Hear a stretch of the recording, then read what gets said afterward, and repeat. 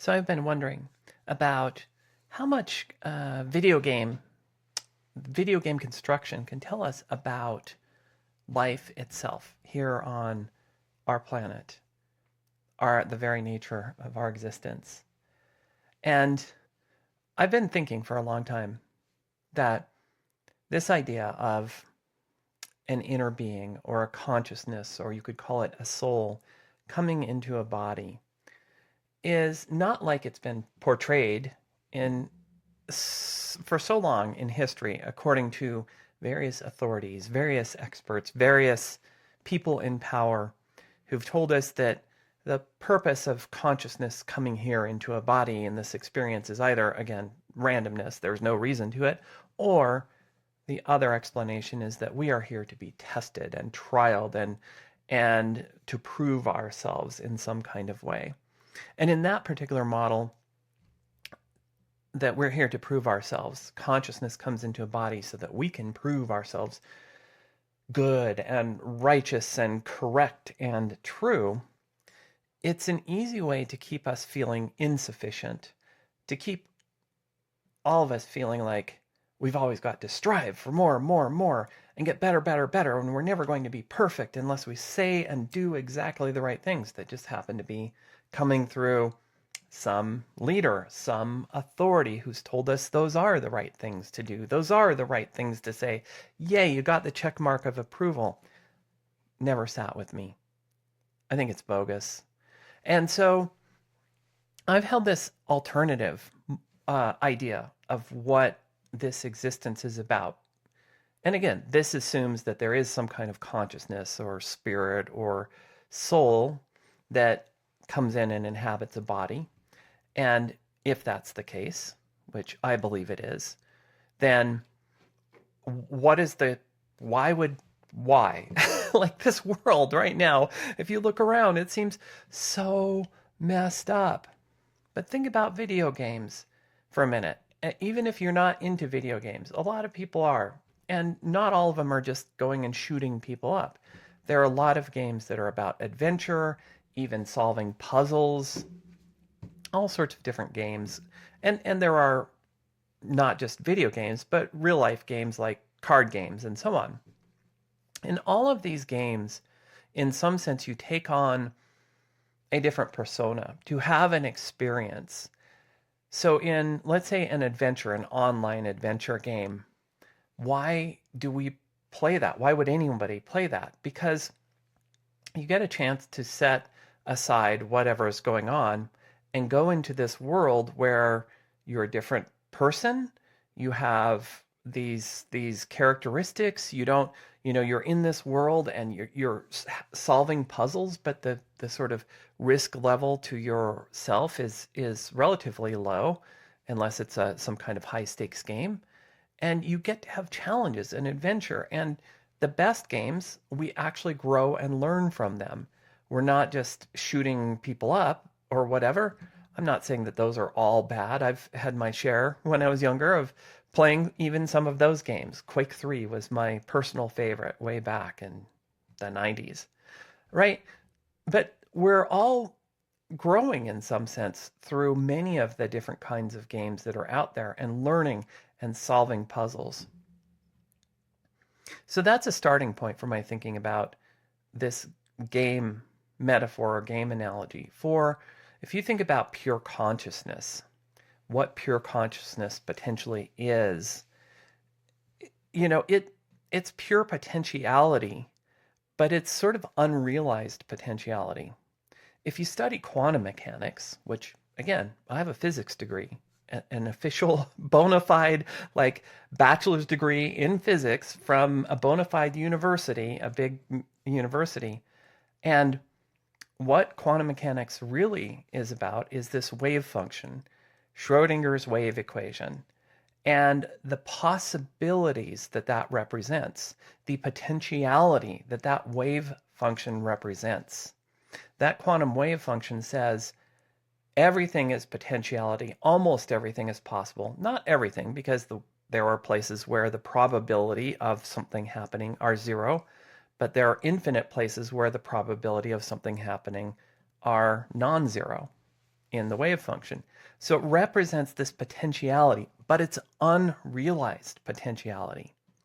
So if we take this idea of like unrealized potentiality and map that onto consciousness, if consciousness exists at some deeper level of reality, quantum mechanics or even sub-quantum level of reality, some level of reality that we don't fully understand, maybe physics is kind of, around the edges of it, getting to it, but not fully getting to it, then you think about, oh, that would be interesting to exist in that state, in a state of potentiality. Wow, I could be this, or I could do that, or I have had, this thought.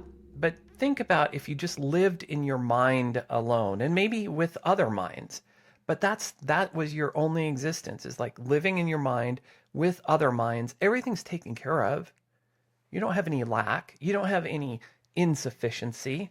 Nothing is really missing from your survival standpoint.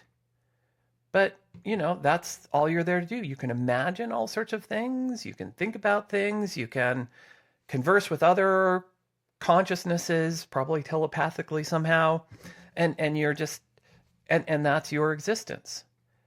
Now, would that get boring? I mean, I love concepts. I love thinking about stuff, but, I also love taking that thought into the real world here, because there's just something about manifesting a general thought into the specific world. It's really challenging because we have to like focus down this complex, large thought into actually getting the resources together, getting people on board, working with difficult physical stuff that can easily break, working with limited resources. It's like hard to take that thought and make it into a thing in the world. I don't think it's quite as hard as it's been made out to be by so much of our society, but it is hard. And much harder than just being in the pure realm of potentiality. And this is exactly why I think that somewhere along the line, consciousness said, you know what, this is a little bit boring. Let's see if we can start playing around with physical matter, the creation of matter, the creation of universes containing matter, and star systems and planets. And then, oh, what if we went into bodies, like went from pure consciousness and put a part of ourselves into this body, like into this avatar that could go run around and explore this world with other bodies. Wow, wouldn't that be cool? Wouldn't that be like interesting? Like that could be really challenging. And then furthermore, what if we were actually going into this simulation, into this world, so to speak, this physical reality, that we forgot a lot of who we were in the process.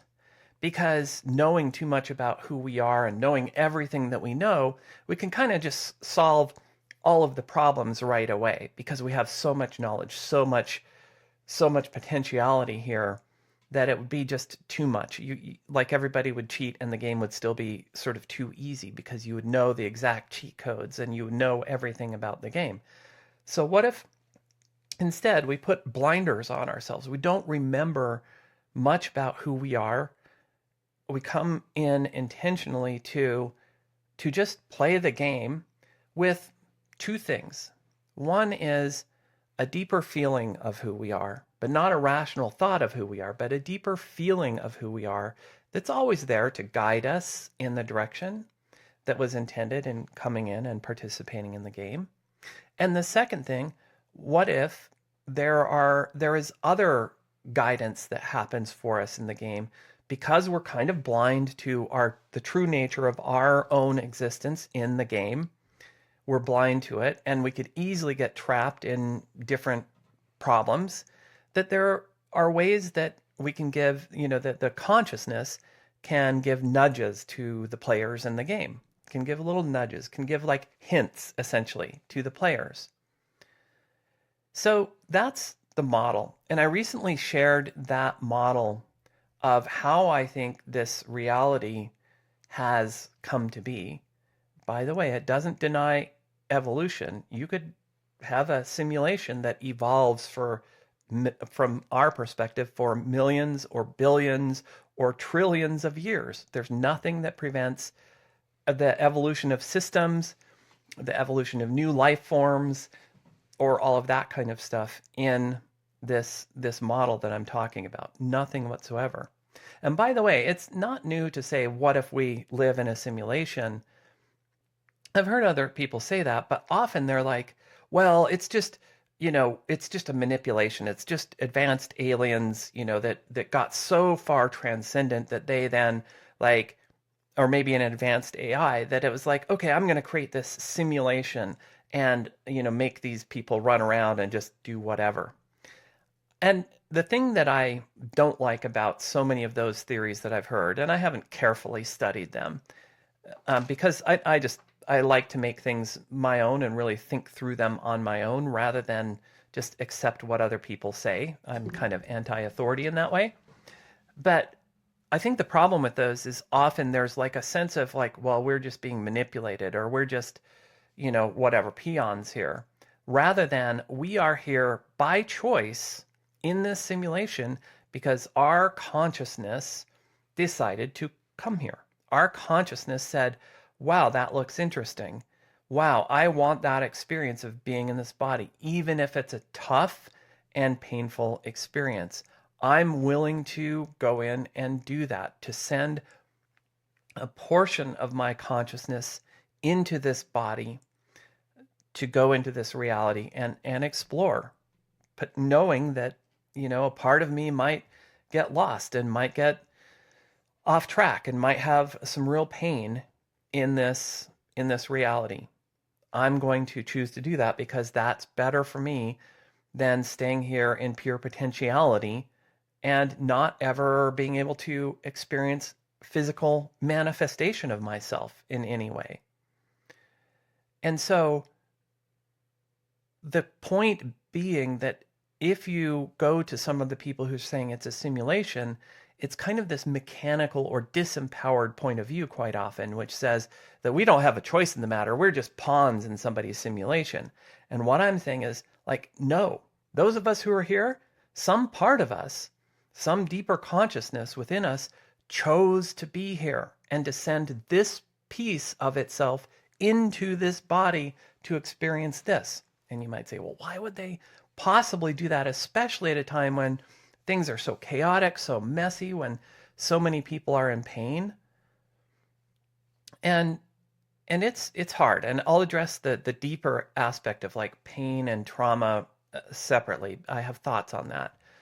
But because it's the same reason, so I'm a whitewater kayaker, and at my age I'm doing less of it, but still trying to keep doing it because it's always given me this focus. Like when I go down through an intense rapid, these days, class 4, sometimes still a little bit of class 5, which it's on a 1 to 6 scale of difficulty. So 6 is like potentially really deadly. And then there are various grades of 5, some of which are more challenging than others.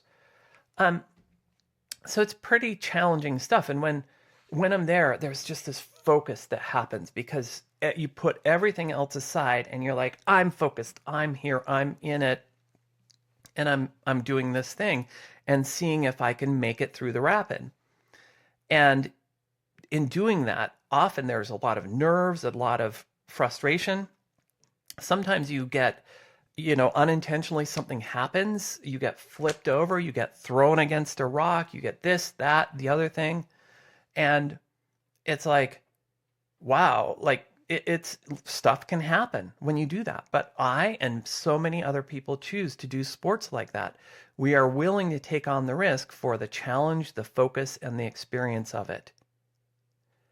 And again, that's why I think consciousness chooses to come here, despite that we know we could get thrown off course, we could get thrown into the rocks, something really, bad could happen in our lives, but we want that risk, we want that challenge, we want that growth from doing that. So I recently shared this model with somebody who has had a lot of experience in video game design and studying video game design. And when I said, I think it's like us sending an avatar into the game with only a portion of us and with some programming to try to do its best to operate in this environment, he said, there's a game just like that. And I said, oh, interesting.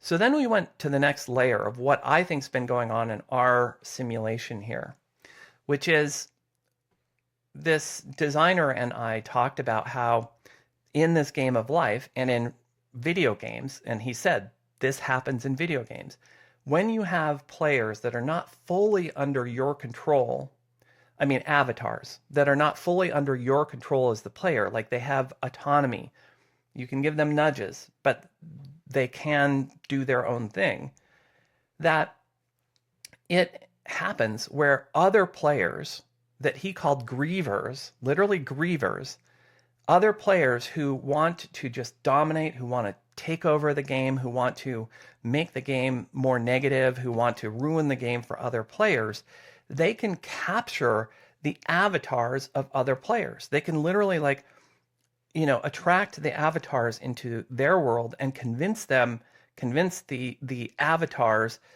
to not follow the actual player who brought them into the game, but to follow somebody else for their own ends, usually, not positive ends, at least for the players who's here in the game. And that's exactly what I believe has happened in our game of life here. That when people say, how could all this negativity be happening? That this game of this simulation, this world we've lived in, has for many millennia been captured by what my friend called grievers. And I add the word thievers to that. So I call them the grievers and thievers. That it's the grievers and thievers that have figured out how they can often, not always, often convince the avatars that, oh, you have no power. You didn't come from anywhere. You're alone here by yourself, and I'm an authority here to save you because, this is a hard, cold universe. You're here to prove yourself or test yourself or see if you can survival of the fittest, or see if you can live up to the standards and ideals that we've said you must do to be saved. And so there's this whole set of new programming that is introduced to the avatars from the moment they are born. And it comes through all sorts of different sources. Education. And by the way, I'm a fan of education. It's just, I think our education has been hijacked a bit, but I am a fan of education because, by the way, if you think about what gives us the ultimate freedom and sovereignty as beings, whether we're avatars or not, what gives us maximum freedom and sovereignty? It is maximum information. It is maximum understanding. The more we understand, the better decisions we can make. So I think that's the fundamental idea of education in its purest form, is giving us that information, that knowledge. And so I'm a big fan of education. Again, I'm just saying that education might have been hijacked a little bit in some ways to teach us a certain way of looking at the world. And so has potentially some religion and potentially our economic system and all the systems. If they have been designed, evolved, whatever, to hijack our avatar and convince our avatar of its powerlessness, its insufficiency, its need to constantly be striving and looking up to some authority figure and trying to be always better and always more and always faster and always accumulating more and blah, blah, blah, blah, blah, and hijacking avatars, then what does that do? That makes the experience of this game much worse for almost everybody, except for the few who are lucky, who come in and somehow, somewhere along the way, maybe they have some spiritual awakening or some big life event like a traumatic health event or whatever it is. By the way, I've had one of those traumatic health events, and it did contribute to me sort of waking up a little bit. And so a lot of us might be just hijacked, our avatars hijacked, and by convincing our avatars, which is ourselves here in this physical body, that there is no other way, that this one way that's presented to us is the only way, and we can't get out. There is no second chance. There's nothing else but this. And we've got one chance and one chance only, and we better do it exactly right. I was thinking about the Olympics, and the Olympics, they don't, that's a lot of performance pressure. To say you've got one chance and only one chance, and you better do it exactly right. That's a huge performance pressure. So one of the things that the Olympics does is it gives people multiple chances.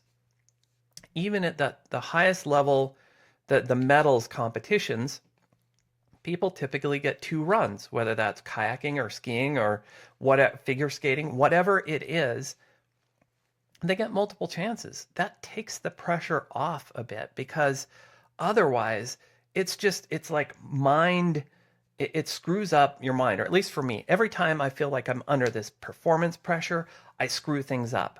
It's much harder for me to actually do what I need to do when I'm in that performance pressure mode than when I'm just like, oh yeah, I'm just playing a game here and whatever. If I fail, then I'll start another time. And so we've been, again, in this game by the Grievers, who want to get our energy, want to get our attention, want to get our whatever it is. They have worked very hard to convince us there is this only one way to go, and that we are insufficient, inadequate from the start, and we're always going to be striving and struggling to just make ends meet, to make anything happen. And, that maybe if we follow just the right authority, that they'll give us like the answer to how we can get ahead. Think about how so many people are manipulated in this world. And I'm not speaking as if I've never been in that. I've been manipulated a lot. And I think by people with good intention, because they were manipulated by somebody else. It's a very systemic thing, because all of us grow up with this idea from birth, regardless of whether we grow up with a more religious upbringing or more sort of scientific or rationalist upbringing.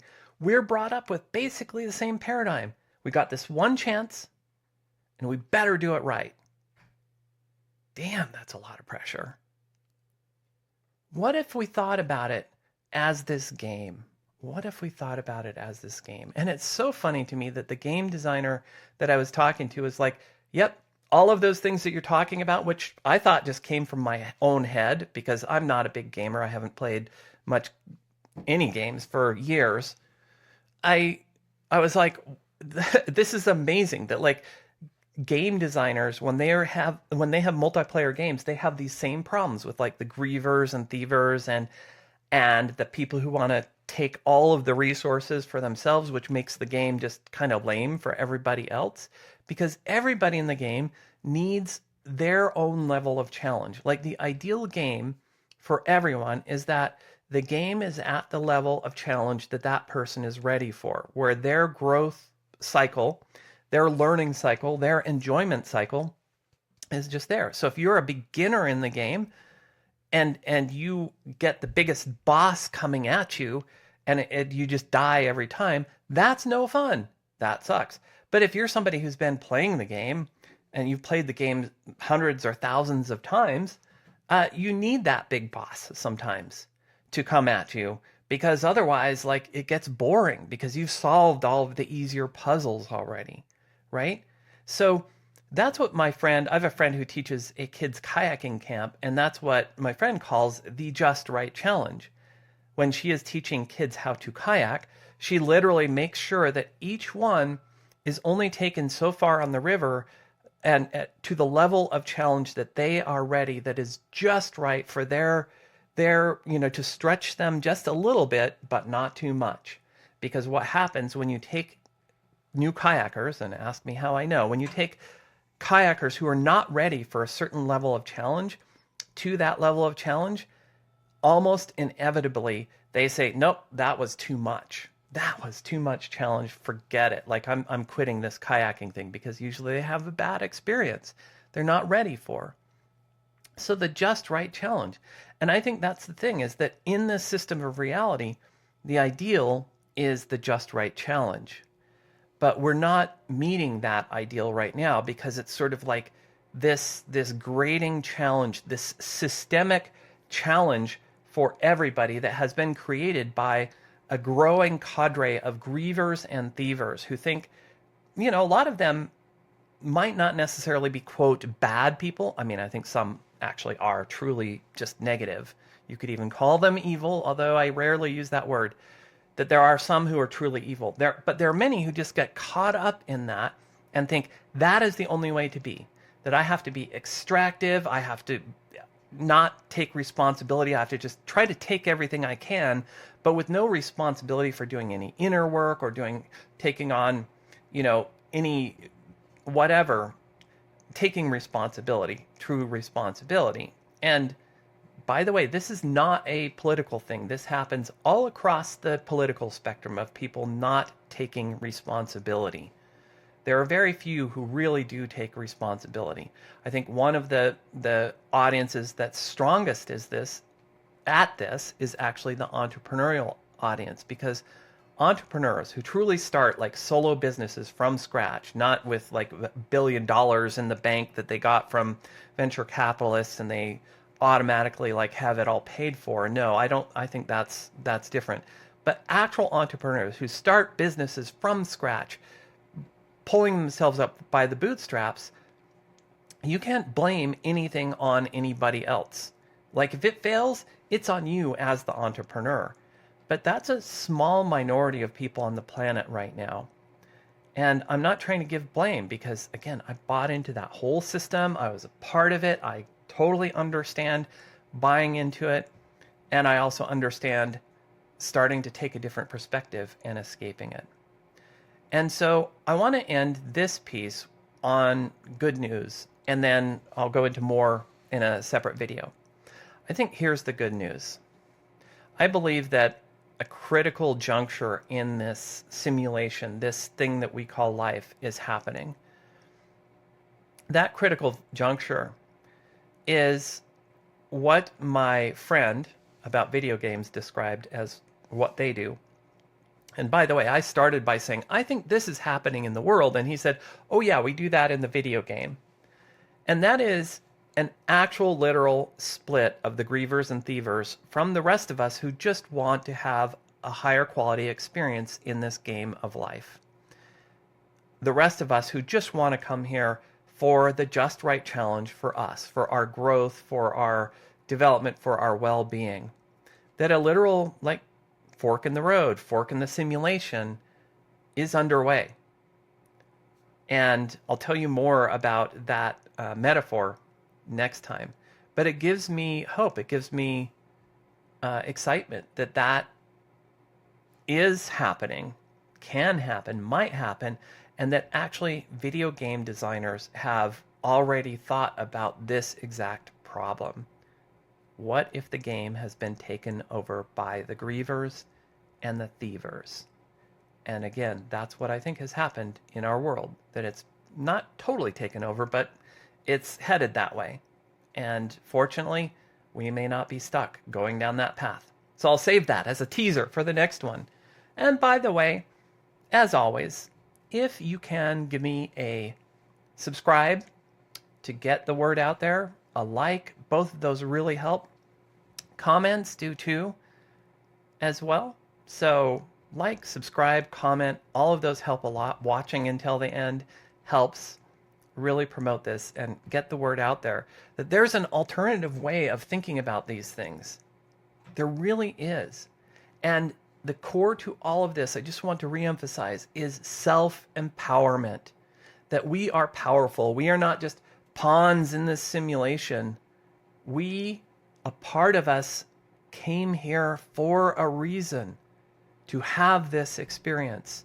And maybe we got a little bit hijacked. Maybe we got off track. Maybe we found ourselves in bad situations. but that not all is lost just because those things happen, because I've gotten off track and had so many difficult times and bad times and thinking that, my life was over.